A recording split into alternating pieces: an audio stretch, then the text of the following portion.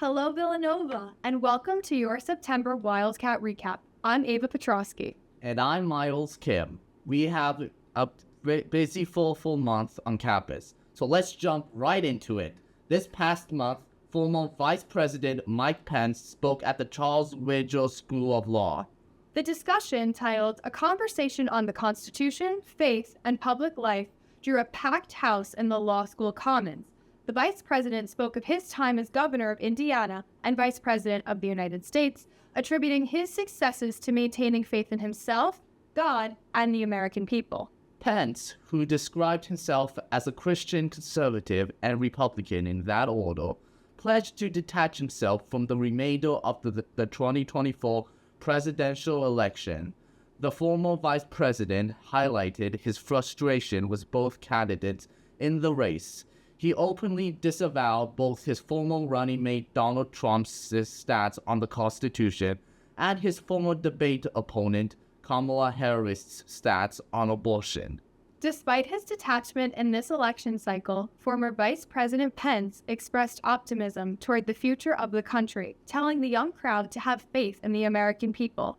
Pence ended his speech by hopping off the stage and shaking hands with the student and faculty audience members in the front row. Pence's discourse has gotten both positive and negative reviews in the week since, with some students expressing their appreciation for his bipartisan optimism and others expressing frustration with its implicit rejection of some core Villanovan principles. Pence wasn't the only major figure to grace Villanova's campus this month. Ghana highlighted the annual Hoops Mania event to the appreciation of many students. Ghana, the hit rapper who has accumulated more than 37 million monthly listeners on Spotify, was long rumored to have been performing at this year's event. Following near-universal frustration surrounding Rick Ross's 2023 performance, students expected Villanova to bring in a significant name, and they delivered. Ghana's performance has been widely appreciated among the student body. He entered the venue by partying a sea of students on the ground floor. It kept his audience engaged from the jump. Ghana's set ran over a half hour and featured hit songs One of One, Drip Too Hard, and P-Power. While reactions to the non-musical portion of Hoops Mania, such as the Blue vs. White scrimmage, basketball skills challenge, and dunk contest, remain mixed, overall reactions have been significantly more positive compared to last year. Even for those who were unsatisfied with the year's events, one thing remains true.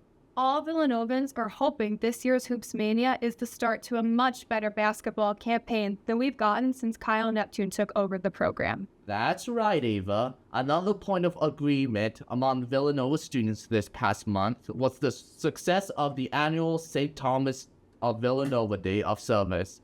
For the 19th consecutive year, Villanova students, faculty, staff, and alumni gathered in droves and volunteered across the local community. This year, Day of Service took place on Saturday, September 6th, and saw more than 5,000 Villanovans volunteer at a wide variety of service sites, including community gardens, churches, and the streets of Philadelphia. This Villanova tradition began in University President Father Peter Donohue's inaugural year in his current position, and has since grown to one of Delaware Valley's largest one-day service initiatives. The initiative features representation from many groups on campus, including over 80 orientation groups and hundreds of sports teams, clubs, and organizations. With the continued successes of the St. Thomas of Villanova Day of Service, the campus community is already looking forward to celebrating the 20th annual event next fall. Our final story from September is one which has impacted nearly every Villanovan on an everyday basis. Holy Grounds in the Connolly Center has switched to a Grubhub mobile ordering system, which has begun serving Starbucks products. The new Grubhub ordering system has been effectively implemented in other food service areas of campus, including at Cafe Nova and the Second Story Deli. Students now must order their food and drinks through a mobile app, which keeps them updated on the progress and status of their order and offers them an expected time of arrival. The Starbucks product being offered isn't a direct copy of Starbucks menu, but it does include some of the very popular fall items like pumpkin and apple flavored lattes. Reviews of the new system and product have been mixed, with negative reviews being fueled primarily by some growing pains early in the year. Some students have offered anecdotes of waiting nearly an hour for their coffees, as the increased capability to order whenever, wherever has increased the number of total orders processed. However, as students have become more familiar with the ordering process, there have been fewer of these instances. Overall, September has been a month defined by both tradition and change, one which adheres well to the university's forward vision of rooted, restless. For Wildcat Recap, I'm Ava Petrosky. And I'm Miles Kim. We'll see you next month, Villanova.